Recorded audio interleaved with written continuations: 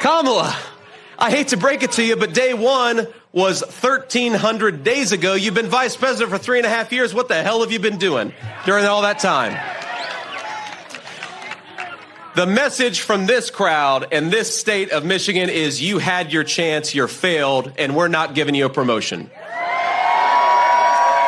And Donald J. Trump is coming back to clean up your mess, Kamala Harris, and it's going to start right here in the state of Michigan.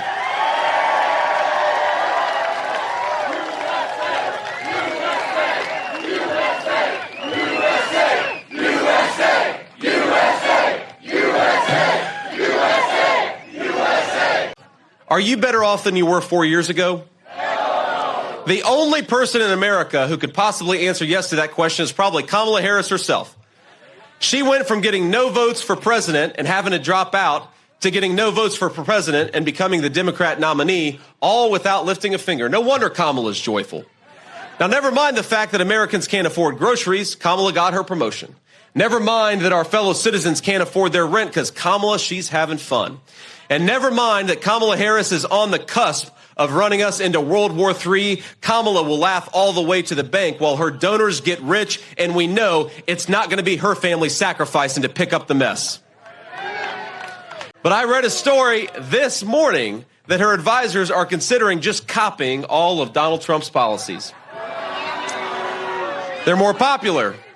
In fact, I've heard that for her debate in just a couple of weeks, she's going to put on a Navy suit, a long red tie, and adopt the slogan, "Make America Great Again." I think that's what Kamala Harris, she needs a rock star to get a crowd like this. We just come out here because we're patriots and we want to save this country. Our corrupt leadership, remember this, our corrupt leadership said if you put tariffs on China, prices will go up. Instead, Donald Trump did exactly that. Manufacturing came back and prices went down for American citizens. They went up for the Chinese, but they went down for our people.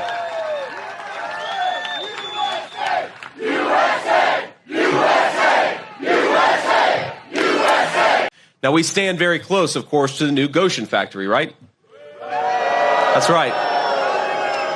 And remember, the tie-breaking vote that she cast to send inflation through the roof, remember that vote?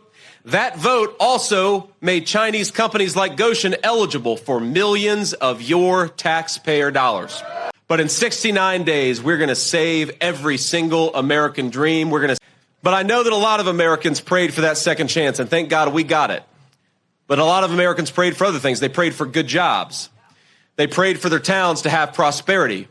They prayed for their parents to overcome the scourge of addiction, and in 2016, a lot of those prayers were answered, my friends, weren't they? After a generation of Americans being ignored by their leaders, Americans spoke with a unified voice, and you know what they said? They said, "No more bullshit," and they sent Donald J. Trump to the White House.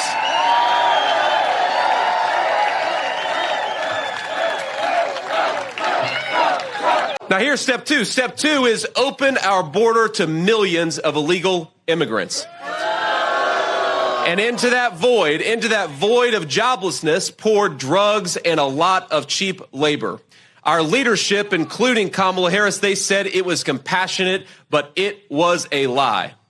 What they really wanted, my friends, was millions of voters for Democrat policies, and they wanted millions of cheap laborers.